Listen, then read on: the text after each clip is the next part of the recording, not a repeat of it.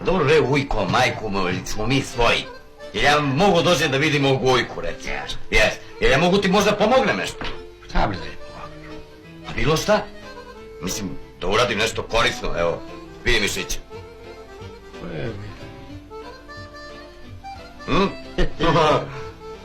Jebaj. Moraš. Da pomuzeš kravu.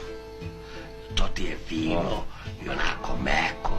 Tako opipljivo, što kažu seljaci. To može.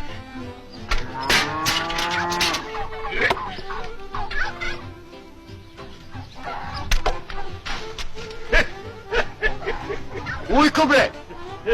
Kaka ti je ovo krava? Koji svako žensko, sestriću moj mir. Koji svako žensko.